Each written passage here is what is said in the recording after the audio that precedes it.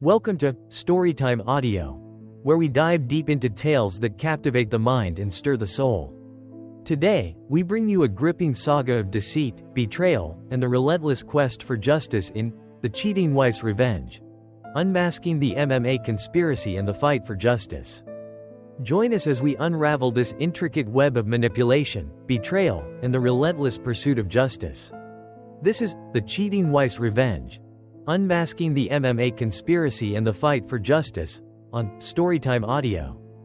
Jack Stevens closed his eyes as the airplane pulled away from the runway and took to the sky. He thought back to the events of the last year. Exactly 1 year ago today, Sam Williams had died while in custody at Fort Apache. At that time, Sam was one of the highest-ranking operatives of the Marriage Mutual Assurance Society, MMA, a secret organization that manipulated gullible wives into spending $1,600 on insurance supposedly designed to keep their marriage intact and their spouse faithful. The company, if it could be called that, was created by Eva Johnson, a misogynistic lawyer whose experience with a cheating spouse had thrown her off balance. Not satisfied with her own revenge, she decided to spread the pain by punishing other men in the most horrific ways imaginable. Unfortunately, her thirst for revenge eventually turned into a desire for political control. Not content with punishing unfaithful spouses, she now sought to remake society according to her worldview. To Eva, men were second-class beings to women and existed only to serve the female. To accomplish this, Eva needed powerful allies, and she set her sights high. Working with her shady associates, Eva decided it was time to target the most powerful man in the world, the President of the United States, who throughout his political career had been known for his womanizing ways. Everything was going Eva's way until Sam was arrested by a joint task force of federal agents and private citizens based at what was known as Fort Apache, an abandoned army base renovated specifically for the needs of the task force. Jack, the federal officer who made the arrest, was the husband of a woman who succumbed to the manipulations of MMA and Sam's chemical hypnosis. After attending a spa weekend with 3 of her girlfriends, Jack's wife Laura slipped a substance into his food in an attempt to control him and ultimately strip him of his masculinity. However, her gullibility, compounded by her own ignorance, nearly killed him. She was now serving a 30-year sentence for attempted murder. After this episode, Jack was recruited into the task force and had spent the last year and a half helping to take down MMA. Although Sam was dead, his computer and personal files were a goldmine of information that indicated that Laura, as well as many other women, were merely guinea pigs for MMA's plan to emasculate American men and reshape society to fit Eva's twisted ideology. According to Sam's diary, several wives were subjected to questionable procedures that included the use of non-FDA-approved compounds used in conjunction with deep hypnosis. The goal was to force the women to comply with any suggestion from MMA operatives such as Sam. This explained Laura's behavior after the spa weekend, and her lawyer used this new information in her appeal. But Jack was torn. Although he still had feelings for his now ex-wife, he wasn't sure he could trust her again. What would happen if something innocuous worked its way into her programming? Apparently, the courts had thought the same and had ordered Laura to undergo intensive counseling with the task force for at least a year to rule out relapses. That was 6 months ago, and aside from Laura's complaints of headaches, things were going well. Sam's files also had extensive lists of clients from all over the country. As far as they could tell, there were at least 10,000 active paying customers. In addition, the files had videotapes of the penalties that would be imposed if a lawsuit was filed, detailed recordings of meetings with Eva and her allies. No names were mentioned, but a number of initials were used, and it appeared that Sam used a form of shorthand that required translation. Florida, LS, DA, ML, and NC were the 5 sets of initials most commonly used in the records. ML was thought to be a reference to Eva, and researchers set about searching the internet for anything that might link Eva to anyone else. After Sam's death, Bill Daniels, Jack's friend, boss, and mentor, suggested he take a vacation to be with his children. He did so and spent a month with his children traveling around the country, starting with Disneyland.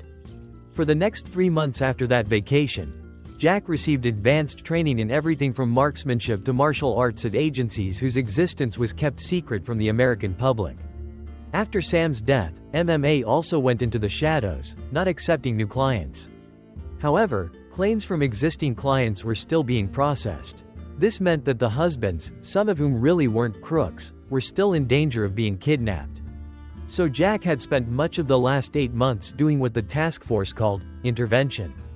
In fact, Jack had just finished one of the interventions and received a short message asking him to meet Bill at the Watergate Hotel in New York. Right now, Jack thought, maybe I should write some stories about these interventions. He pondered to himself as the plane began to approach JFK International Airport. I could call them the Stevens Files, he pondered, but who would believe them, he asked himself. Jack picked up his luggage and was heading for the exit when he saw a man in a chauffeur's uniform with a sign that read, Jack Stevens. He approached the man and introduced himself.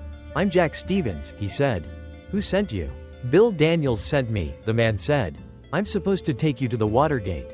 Jack followed the man to the limousine and got in. The driver handed him an envelope.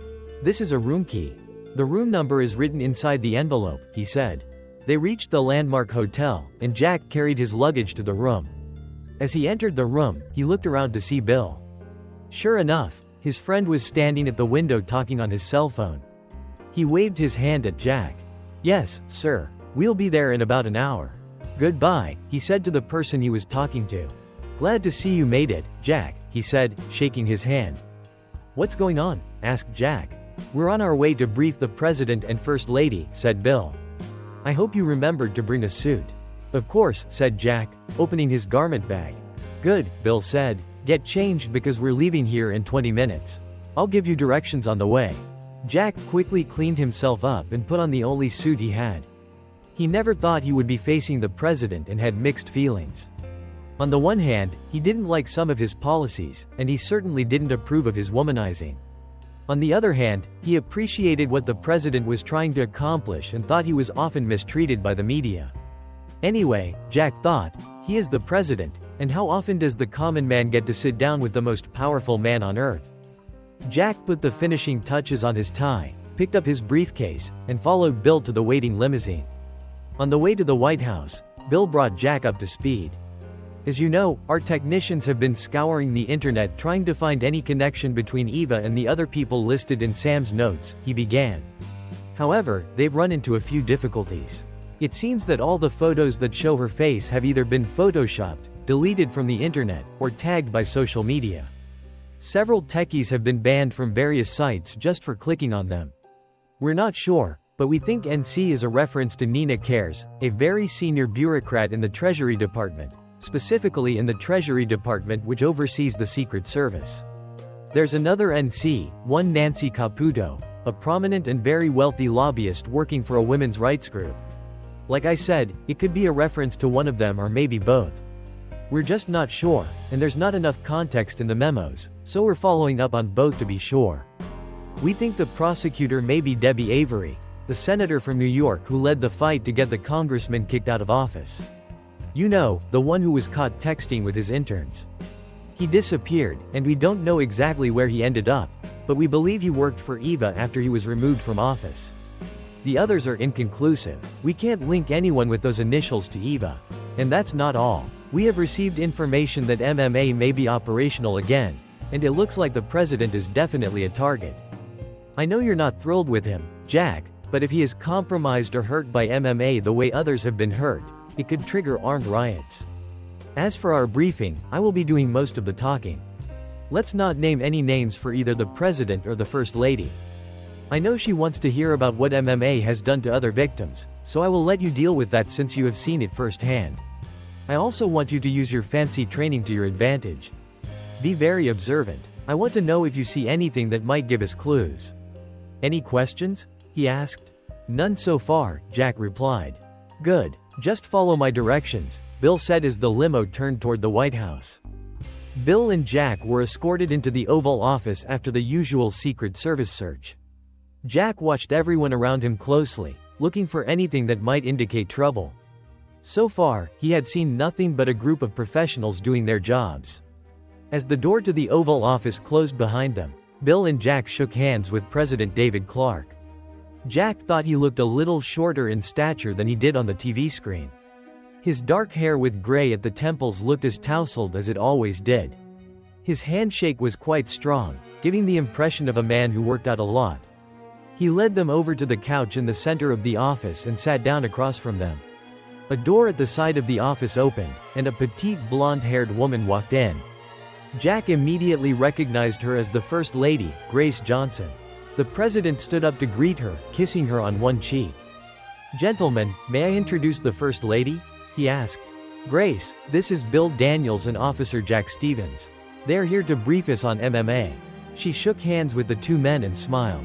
"Nice to meet you," she said in her trademark British accent. Jack looked back at the woman he was now dating, a woman who, according to all the accounts he had seen, had become romantically involved with David after the death of his first wife. He was serving as a U.S. Senator at the time, and she was a K Street lobbyist working for a defense contractor.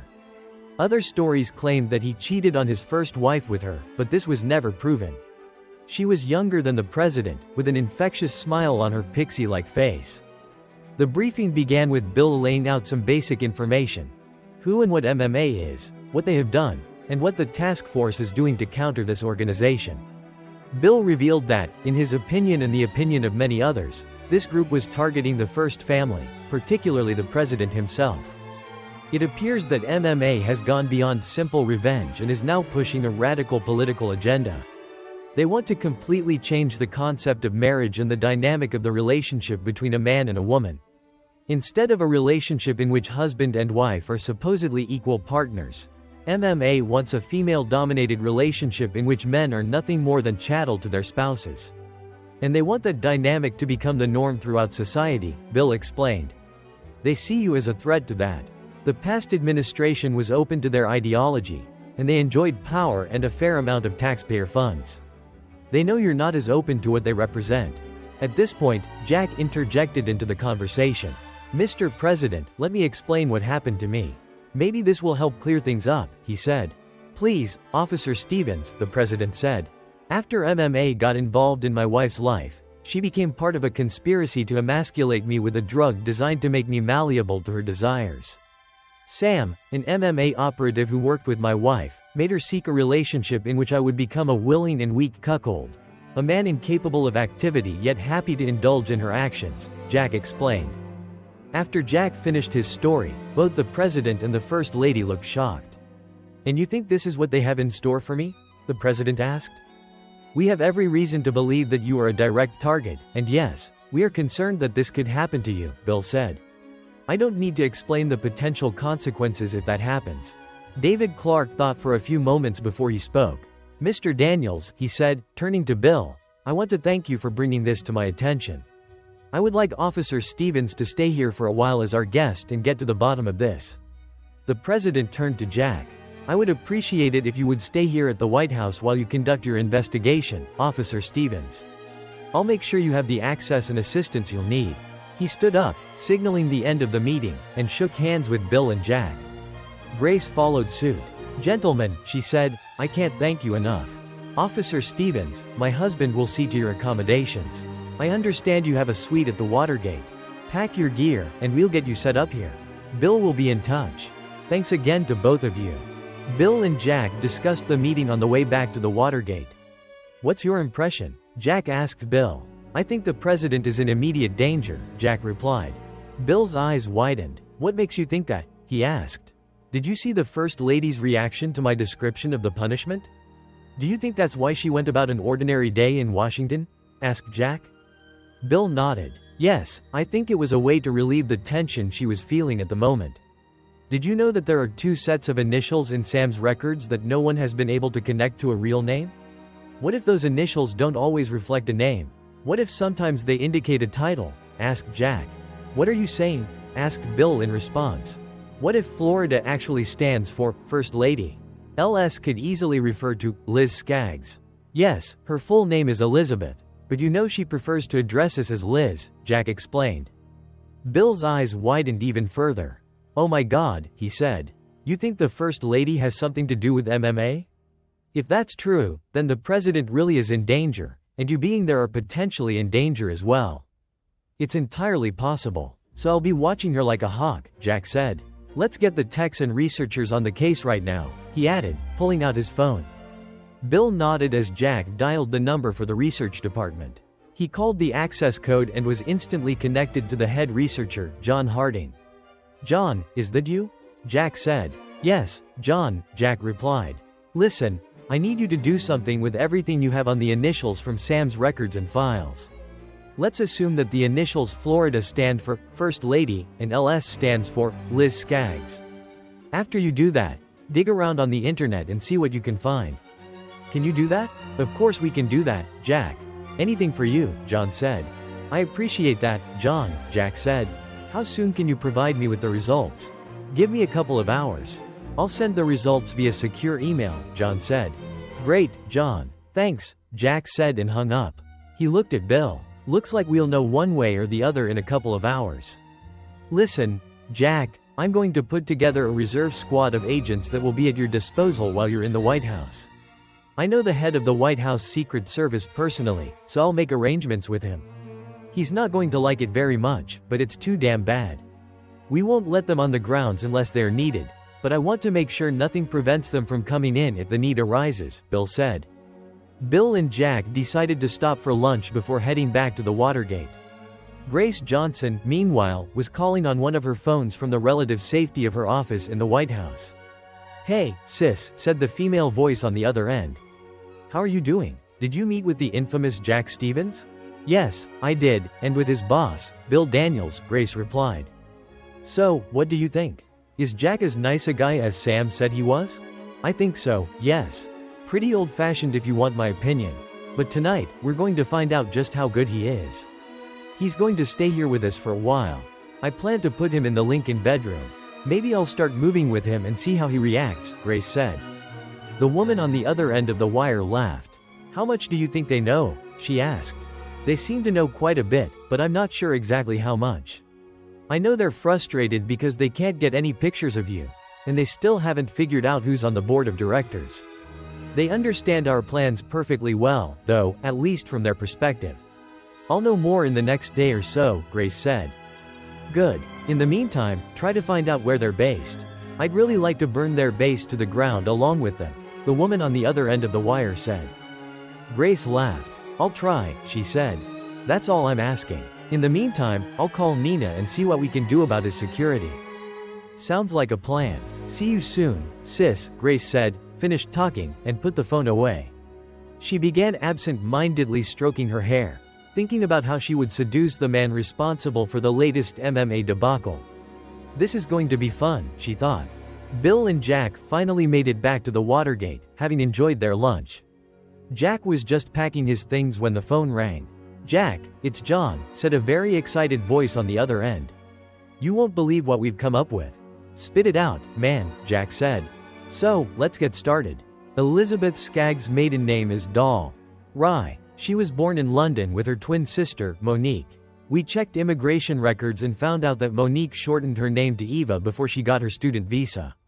Eva went to Harvard and, after graduating from law school there, became a naturalized citizen and went to work at a very prestigious law firm where she met and married Andrew Johnson," John said.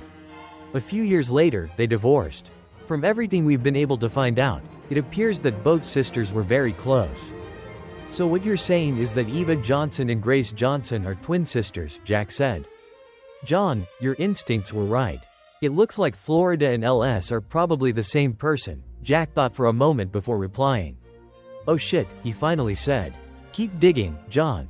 See what else you can find. Nice work, by the way." "Thanks, Jack," John said before hanging up. He turned to Bill, who sensed something was up. "We've had a breakthrough," Jack said. "It appears that Eva Johnson and the First Lady are twin sisters." "That means you and the President are in even more danger than we thought," Bill said. "I'll contact my contacts in the Secret Service. We need to be very careful going forward." They discussed their options, and Jack headed back to the White House. There, he was met by Grace and escorted to the Lincoln bedroom, a room on the second floor of the White House that is part of a suite that includes Lincoln's bathroom and living room. Jack knew enough history to know that Lincoln never slept in this room but once used it as a study.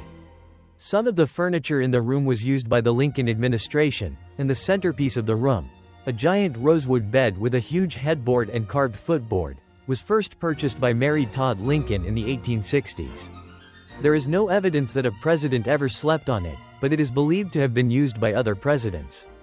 Jack also recalled that a famous radio host once stayed in this room during one of the Bush administrations and looked around, half expecting to see a bronze plaque that read, "He slept here." "I hope you enjoy living here," Grace said with a smile as Jack put his clothes away in his closet. "You know it's considered an honor to stay in this room, but honestly, sometimes I get goosebumps." "I'm sure there's a lot of history in this room," Jack said. "You're probably right," Grace said. "At least you'll be sleeping on a new mattress. The old one was pretty linty, so I had it replaced. I hope you approve of it. I decided to modernize it a bit by getting one of those mattresses that allow you to adjust the comfort." "That's very nice of you, Mrs. Johnson. I'm sure it will work just fine." "Thank you," Jack said.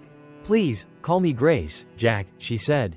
"Okay, Grace," Jack replied.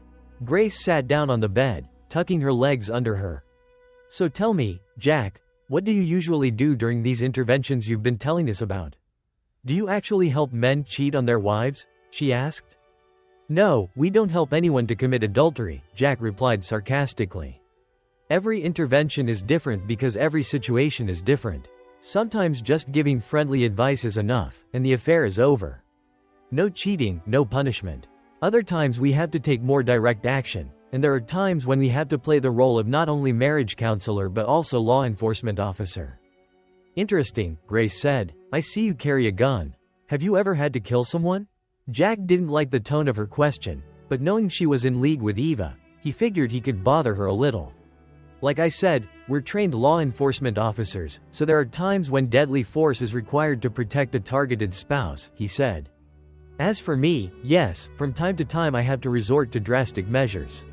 I don't like it, but if it's necessary," he began and finished his thought with a hand gesture indicating that he would shoot if necessary.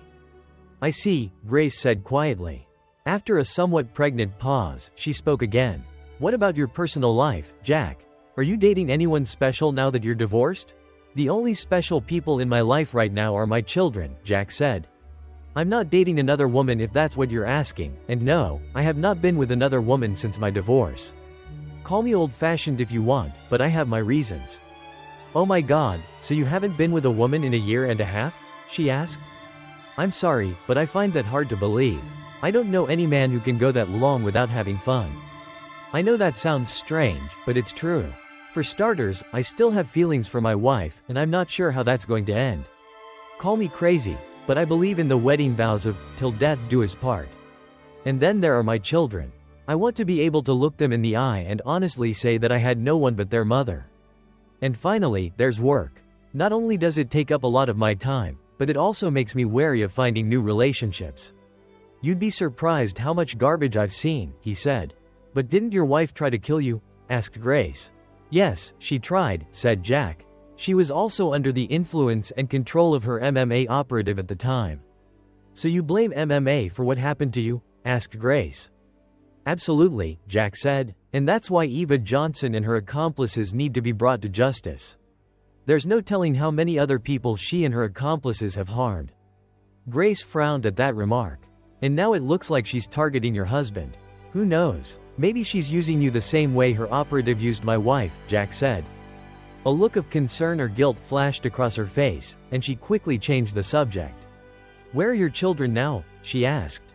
"At home. They're in good hands, by the way, and I talk to them every day," Jack said. "And where is home, if I may ask?" Grace asked. Jack immediately realized that she was trying to get him to reveal the location of Fort Apache, his base of operations. "Someplace safe," he said. Noticing the disappointment on her face, he decided to change the subject. "What about you, Grace? What brings you here besides being married to the most powerful man on earth? What's your story?" asked Jack. Grace hadn't expected such a question. "Oh, nothing much. Grew up in London, as you probably know. Came to the States to study and decided to stay. I met David when he was in the Senate, and we married after his wife died," she said. "What about family? Any brothers or sisters?" asked Jack. Grace shook her head. "No family," she said. "Mom and Dad died in an accident, and I was left an only child." "I think I read somewhere that you have a twin sister," said Jack. Grace shook her head. "Fake news," she said. I guess one of those right-wing conspiracy websites keeps attacking my husband as a globalist. Jack thought. He finished putting his things away and joined Grace in the main part of the bedroom. So, are you going to be my chaperone while I'm here? He asked. Grace laughed and nodded her head. As a matter of fact, yes, she said. And I'll be expecting you at dinner tonight at 7 p.m. sharp. I look forward to it, Jack said. Now, if you don't mind, I have some work to do. Very well, Jack, she said. I have things to do too, but I expect to see you at dinner, and feel free to dress up if you'd like. Smiling, she left the room, leaving Jack wondering why she had lied to him. How deeply she was involved in all of this, he asked himself. So, what did you find out? Asked Eva Johnson to her sister. I think he knows a lot more than he's saying, replied a flustered Grace. He's been asking about my sister, so I'm sure he knows we're related. That means he's going to be very careful around you in the future, Eva said. We're going to have to act fast. He's having dinner with me tonight. Do you think I should spike his food? Asked Grace. No, he'll be on guard. Just relax and let me handle it. Don't give him any unnecessary reason to suspect you. Remember, the target isn't him, it's your husband. I want you to distract him as much as possible. Can you do that for me, sis? Asked Eva. Of course, replied Grace. Okay, thanks, sis. Love you, said Eva. Love you too, said Grace and hung up. Jack, meanwhile, had managed to have a brief meeting with Kyle Thompson, the senior Secret Service agent at the White House. Kyle had just finished talking to Nina Cares and was not at all pleased. So, Stevens, did you have anything to do with these new agents showing up on my doorstep? He asked when they met. I have no idea what you're talking about, Jack replied to the red-faced man whose shaved head reminded him of a .45 caliber bullet. I just got off the phone with the Treasury. They gave me a bunch of pledges and told me to put them on the president's staff. Heck, that's my job, not theirs, he said. Let me tell you something, Stevens. This is my house, and I take my job very seriously. I'm sorry, Thompson, but I thought this was the people's house, Jack said. Kyle turned even redder than before and sunk his gaze into Jack's face. It is the people's house, as you say, but my job is to make it the safest in the whole goddamn world, and that's exactly what I'm going to do. I'm not going to have a bunch of unknown, untested newbies hanging around here looking for the nearest restroom when the shit hits the fan. Got it? He asked, spitting saliva in Jack's face. Yeah, got it, Jack said, wiping his face with his handkerchief. And for that matter, I'm here to work with you. Really? Kyle said. How? Jack briefly told Kyle about the situation with MMA, Grace, and her twin sister Eva. He also told Kyle that the task force now believed Nina was part of a conspiracy to get the president. Damn, Kyle said when Jack finished. So you believe these new agents I got are really part of the whole goddamn thing? I think it's a very real possibility, Jack said. So, what do you want from me? Asked Kyle. More than anything, we need intelligence. I know my boss has talked to you about our off-site backup team, and we appreciate your help, but we need to somehow intercept communications to and from the First Lady. Can you help us with that? Asked Jack. Kyle looked a little nervous before saying anything else. He looked around for a few seconds, then turned to Jack. I've been talking to your Bill Daniels. Quite an impressive man, Kyle said. And yes, I think we can help you with the other one. I hope you'll be straight with me about all this shit. Jack nodded his head. Absolutely. I wouldn't have it any other way, he said. Okay, Stevens. I'll read it to you on the way to the communications office, but remember, everything I tell you is strictly classified. I've already checked, so I know you're authorized to hear it. Understood? He asked. Of course, Jack replied. Lead the way. On the way to the communications department, Kyle told Jack about the department's capabilities, which included highly classified information about equipment designed to intercept, track, and record cell phone conversations. Most of the technical details were beyond Jack's comprehension, but he understood the basic principles and how it worked. So, can it be set up to scan and intercept calls made from, say, burner phones? Asked Jack. Absolutely, said Kyle. In fact, we tap phones like that all the time. With all the civilian traffic in the White House tours and things like that, we've set the system to trigger on certain keywords. The recording won't start until those keywords are detected, but the metadata of each call is recorded. Of course, all official phone calls are conducted using secure and encrypted devices. Do you think they'll use regular cell phones for that? I think so, Jack said. Something tells me they know that standard encrypted forms of communication here will be monitored and recorded, so they're circumventing that by keeping things simple and relatively low-tech. Whatever you say, Kyle said. They reached the secure communications area, and Kyle led them inside using his key card. Once inside, he walked over to the equipment box and began flipping switches. Once seated at the computer, he began clicking buttons and entering commands. Jack was not interested in this but got a general idea of what was going on. Soon, a diagram appeared on the large monitor. There were several red dots on it, which Jack realized indicated cell phones that had recently been used. Kyle manipulated the diagram, and they noticed that one dot was on the top floor, in the First Lady's office. Kyle clicked on the dot, and a wealth of information popped up on the screen. Is this phone currently in use? Asked Jack. It appears not, replied Kyle. It looks like a call was made from it a few minutes ago, and from the data, it looks like several other calls were made from this phone over the past few days, all to the same number. Could it really be that simple? Jack wondered. Can we use this data to determine the location of the other phone? He asked. It'll take a little time, maybe an hour or two, but we'll be able to locate it, at least to the nearest tower, Kyle said. Can you set it to record any further conversations? Asked Jack. Kyle nodded his head. Already did, he said. I've also enabled tracking on both phones and prioritized them. Give me your phone, and I'll install an app so you can monitor them remotely. Jack unlocked his phone and handed it to Kyle. Kyle did his magic and handed the phone back to Jack. Now you can monitor both phones yourself. Both numbers have been programmed, so you'll know where they are too, within a few yards, Kyle said. Great, Kyle. Thanks, Jack said. I'll alert my men. That's a big help. I'm just doing my job, Stevens. I'm here to keep the president safe. I don't care about cheating spouses, but I get upset when my president or his family is in danger. And I do get upset when I find out there's a plot being hatched in this house, he said. And you're welcome, by the way, he added with a thin smile. Tell me something, Kyle, Jack said. Are the rumors about President Clark true? Kyle grinned. You're obviously not from around these parts, he said. Hell, everyone here knows David Clark is one of the biggest womanizers on the Hill, if not the biggest. If she's got a skirt on, he's after her. Personally, I don't get it. Have you seen the First Lady?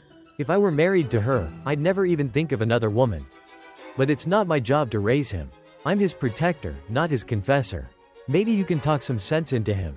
Yes, I understand, Jack said. The First Lady is a very attractive woman. Attractive, yes, Kyle said. Chaste, not so much. She's been known to have oddities from time to time. Maybe they have one of those open marriages. You know, just be careful when you have dinner with her tonight and keep your cool. You know about her dinner invitation? Asked Jack. Kyle smiled. It's my job to know what goes on in this house, he said. Of course it is, Jack smiled. So what's the president's schedule for the next couple of days? The usual meetings and such, but tomorrow night he has a fundraiser with the party leaders, Kyle said. That's probably when they'll make their move, Jack said. Hopefully, we can get Eva by then. Kyle nodded in agreement. I think you're right, he said. I'll send my best agents to her. Thanks, Kyle. We'll keep each other informed. By the way, do you think you can get us into the president's briefing? Asked Jack. Kyle looked up the president's schedule and found a free time only 45 minutes away. Yeah, I think we can get in for a short 5 to 10 minute meeting, but no more than that, he said. That will work out. See you then, Jack said. They shook hands and went their separate ways. Jack showered and dressed for dinner with Grace. He held the capsule in his hands and contemplated whether to take it. The technicians at Fort Apache had developed it after getting information from Sam's files about the many compounds MMA liked to use. They explained that it couldn't be completely effective against everything but should greatly reduce the effects of anything they could use against it. They also said that for maximum protection, it should be taken at least 30 minutes before exposure. He glanced at his watch and decided to take his chances. He swallowed the pill and headed outside. Soon he was already knocking on Grace's door. Come in, she said. Jack opened the door and walked in. Grace had made the best of it. The diffused light was dimmed, and the elegantly set table was illuminated by the soft light of candles. Grace came out in a white robe. She was the epitome of adorable. Too bad she's a suspect, Jack thought, and married to the president. Grace walked over to the table. I hope you like my outfit, she said. I picked it out especially for you. Please join me. Jack walked across the room and, as befitted a gentleman, pulled up a chair for her and sat her down as he had done so many times for Laura. She sat down and smiled. A gentleman, I see. I rarely see that these days, she said, smiling. My pleasure, ma'am, he said, returning her smile. He sat down across from her, and an orderly wheeled a cart up to the table. He set the dishes in front of them and ceremoniously removed the polished silver covers, exposing a nice piece of meat and a well-cooked lobster tail. Then he poured some champagne into the flutes. Jack noticed that a few tiny pellets had settled to the bottom of his flute, which would probably have gone unnoticed to the untrained eye. Closing the bottle, the attendant smiled and bowed, wishing them a pleasant evening. Jack waited until the man left the room before saying something. It looks absolutely marvelous, he said. You certainly did your best. Grace smiled at hearing the compliment. I'm glad you approve, she said, taking a sip of champagne. Tell me something, Grace, if you don't mind, said Jack. Sure, anything, Jack, she said, taking a bite of lobster. What would your husband say if he saw us now? He asked. Grace laughed. He'd probably tell us to enjoy our vacation and ask us to be quiet, she said. Let me explain. David and I have an understanding. We love each other very much, but we both have very high libidos. So he has his affairs, and I have mine. We know all about them, and everything is fine as long as we don't rub each other's noses in it. I don't know how he manages it, Jack said. If I were married to you, there's no way I'd share you like that. Maybe it's just my Midwestern upbringing. I'm flattered, Jack. I really am, she said. I know you probably won't approve, but it's so much better than peeping on each other. I've done that too, and it's no fun at all. Constantly wondering if you're going to get caught and wondering what might happen when it all comes out. And believe me, in the circles that David and I run in, almost everyone is doing someone else. That way, there won't be any hard feelings, and no one gets hurt. That's not my experience, Jack said. From what I've seen, someone always ends up getting hurt. Maybe they're just taking the wrong approach, she said. Since we're bearing our souls here, I have one confession to make. What's that? Asked Jack. I lied about not having a twin sister. I have a twin, but we were separated when we were very young. I don't know where she is or what happened to her, she said. You know, technically, lying to a federal officer is a felony, Jack said, smiling. Grace laughed. I guess we'll have to see what the court says, she joked. I didn't know I was being questioned, and I certainly don't remember you reading me my rights. Right, Jack said. The phone rang. Jack picked it up, noticed the incoming number, and looked at Grace. Excuse me, please. Duty calls. Absolutely, she said. Hey, Bill. What's up? Asked Jack. We caught Eva, said Bill. Unfortunately, she's already dead. What happened? Asked Jack. We got a good lock on her location. The officers approached, and she pulled a gun on them, said Bill. They had no choice but to take her down. From what I heard, she was shot in the stomach. She held on for a little while but didn't make it. Before she died, she managed to get Grace, Nina Cares, and a few others involved. I guess that's it, Jack said, watching Grace closely. Pretty much, yes, Bill said. Are you still on your date with the First Lady? Yes, Jack said. Good. Let me know when you've dealt with that issue, Bill said. I will, Jack replied and hung up. After ending the call, Jack sent a message to Kyle. Stand by. Watch the video for a signal. He received an immediate reply. Copy that. Jack turned on the phone's camera, set it up so the video would be broadcast to Kyle, put the phone in his pocket, and turned to Grace. Sorry for the slight hiccup, Jack said. No problem, Grace replied. I understand when duty calls. Jack nodded. Interesting that you mentioned your sister, he said. Grace flinched. Well, you know, Eva Johnson. Turns out she did something really bad. She pulled a gun on federal officers and basically got shot. I'm told she was shot in the stomach. A bad way to go, if you want my opinion. But before she died, she blamed you, Nina Cares, and others. I guess she figured if she went down, the others would go down with her. You bastard, Grace growled, her face reddening. Did you know Eva was my sister? Yes, Grace, I confirmed it today, Jack said. You know, I was going to give you the best night of your life. Jack raised his flute. I suspect it would have been the last night of my life too, he said. Am I right? You know, you really should cover up a bit. You see, any minute now, a bunch of federal agents are going to come through that door and arrest you. I don't think you're going to want to put your body on display for CNN, do you? Before I arrest you, Grace, I'd like an answer to just one question, said Jack. To what? Said Grace, closing her robe and shoving her hands in her pockets. Why? Asked Jack. You've had everything. You're married to the most powerful man on earth. You could pick any man you wanted. Basically, you had everything. That's easy, Mr. Midwest values with children, she said Riley. Power. In Washington, it's all about power. I loved my sister, but she reveled in it. She became an ideologue. She wanted to change the whole society. I just wanted power, and I would have had it until you came along. At that moment, she took her hands out of her pockets, opened the vial she had hidden in her robe, and swallowed it. At the same time, she grabbed Jack's flute and drank the entire glass of champagne. Her face immediately turned white, and her eyes bulged. Before Jack could react, she had already fallen to the floor. Get in here quickly, Jack ordered, directing his voice to the phone. The doors immediately swung open, and federal agents, led by Kyle, rushed into the room. But it was too late. By the time they reached Grace, she was already dead. Kyle put on latex gloves and picked up the empty vial. He put it in an evidence bag and handed it to Jack. Whatever it is, you know she meant it for you, he said. Jack nodded. I know, he said. I'll have our lab analyze it and let you know the results. Thank you. I'd appreciate it, Kyle said. By this time, David Clark had entered the room. Seeing his wife's body on the floor, he burst into tears. Did you have to kill her? He asked Jack. She did it herself, Jack replied. I have a videotape of her confession. Would you like to see it? David shook his head. No, he said. He held her head against his for a moment before Kyle lifted it back up. Mr. President, we don't know what she used to commit suicide, but it appears to be a fast-acting drug. It would be best if you don't touch her body until we're sure it's safe, he said. The president nodded his head in understanding, then turned to Jack. Has the threat passed? Did everyone else get caught? He asked. Her sister was shot while resisting arrest, Jack said. She pulled a gun on federal agents. The others are being rounded up now. As far as I know, the threat has been neutralized. Thank you, Jack, he said quietly and left the room.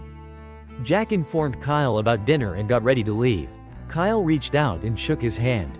You know, if you ever get tired of chasing promiscuous wives, come find me, he said. Jack smiled. Thanks, Kyle. I appreciate that. It was a pleasure working with you, he said. Jack returned to the Lincoln bedroom and called Bill to update him on the evening's events. Good job, Jack, Bill said. We'll take it from here. But right now, you need to get back to base. What's going on? Asked Jack. It's Laura, and it's serious, said Bill. That was all Jack needed to hear. He gathered his clothes, took one last look around the room, and hit the road. A few hours later, he arrived at Fort Apache and met Bill, who escorted him to the secure medical center. Jack, Bill began. Laura has been diagnosed with very aggressive brain cancer. I didn't mention it before because I needed you to focus on your work. It was discovered during a 6-month scan. From what I was told, she has a few days, maybe a couple of weeks, and she asked for you. What the hell? Asked Jack. Didn't they notice it sooner? There were no signs 6 months ago, said Bill. A few months ago, she started complaining of headaches, so they gave her the usual medication, but they got worse. Whatever it was, it started showing aggression more recently. By this time, they had reached Laura's room. The children were already there, waiting for their father. Before entering the room, Bill said, she doesn't have much time left. I think you should prepare yourself. Laura had lost weight. Her eyes seemed sunken, and her skin had taken on a yellowish tint. Jack walked over to her bed and took her hand. Jack, she whispered, smiling. I'm so glad you were able to come. Sorry, but I don't think I'll get to see the kids graduate. You'll do fine, he said, trying to cheer her up. It didn't work. She shook her head. No, baby, it won't, she said. But I want to clear the air before I go. What do you mean? Asked Jack. I need to tell you something before I go. You have been the best husband and father a woman could ever wish for.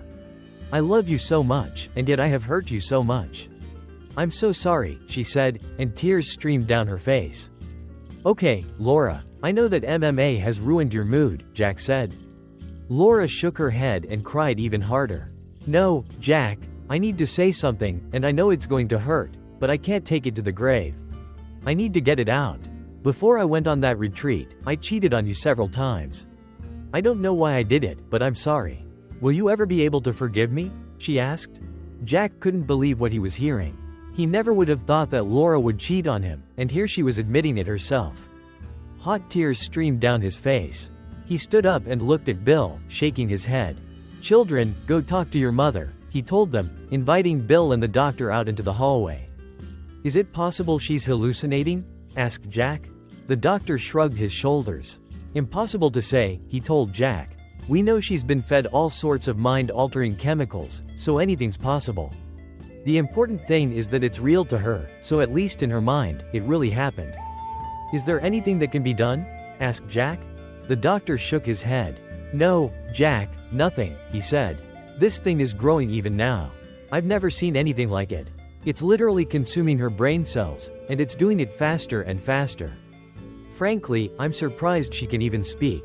How long does she have left? Asked Bill. Yesterday, I would have said a few days or weeks. Right now, I think we're talking a few hours, if not more. Her body is already shutting down, and soon her entire brain will be consumed. I don't think she'll survive the night, he said. Frankly, she may not live to have this conversation. Bill looked at Jack. Well, my friend, you have a big decision to make. Do you love her enough to forgive her? He asked. Jack knew he loved her enough to possibly take another chance on her, but that was before this revelation. But what could he do? Divorce her? He'd already done that. Kill her? She was already dying and could die any minute. She'd already been thrown in jail, and he knew that if he didn't forgive her, it could be a stumbling block in his relationship with his children, who were now crying as they said goodbye to her. Damn, damn, damn, damn, damn, he thought. Why had she done this? But he reasoned there was a possibility that it was a false memory embedded by MMA. He looked at Bill and made his decision.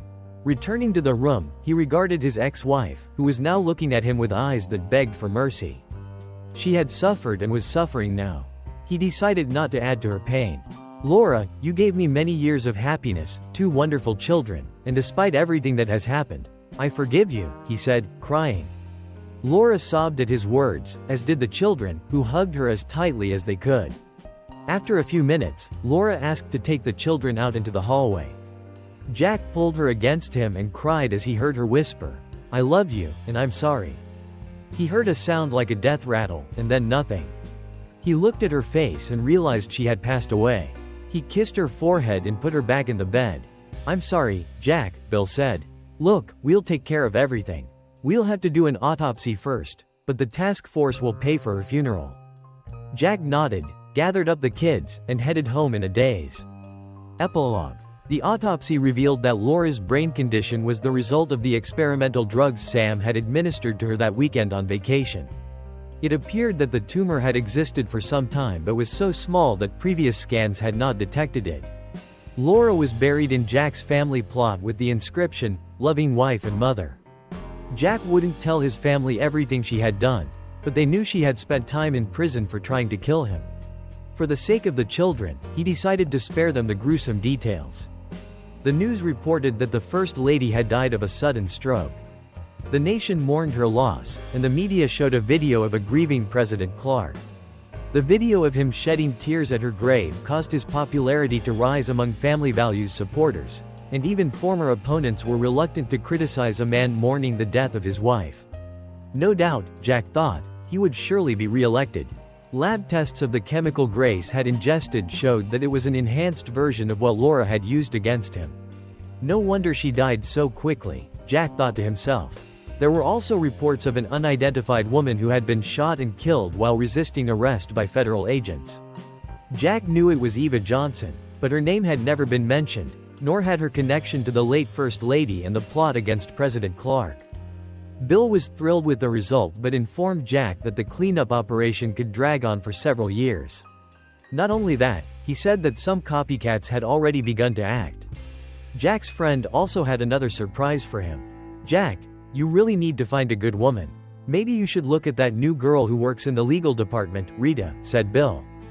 Why? Asked Jack. Because she's heard a lot about you, and she really likes you, said Bill. And how do you know that? Asked Jack. "Well," said Bill, "she's my daughter, and it just so happens that she's about your age, and I happen to know that she's single and really wants to meet you." "You dog," Jack said, laughing. "Are you really trying to set me up with your daughter?" Bill laughed and held out a piece of paper to Jack. "Give her a call," he said. "She's looking forward to your call. Now don't make a liar out of me." "Okay," Jack said in annoyance. "I'll call." "Good," Bill said. "Just one thing." "What?" asked Jack. "I'd really like to have grandchildren someday," said Bill with a smile. Jack laughed. He called and met Rita, who turned out to be a wonderful, caring woman who adored children. After meeting for a while, they fell in love, and the kids fell in love with her too. Eventually, they were married, with Jack's children acting as best man and maid of honor. At least, Jack reasoned, he wouldn't have to hide his work from her, and it turned out that soon after the honeymoon, Bill would fulfill his wish sooner than he expected. As we come to the end of this harrowing journey on Storytime Audio, we reflect on the price of betrayal and the strength required to seek justice. In The Cheating Wife's Revenge, Unmasking the MMA Conspiracy and the Fight for Justice, Jack Stevens has faced unimaginable trials, uncovering the dark underbelly of a society manipulated by a thirst for revenge and power. Thank you for joining us on this riveting journey.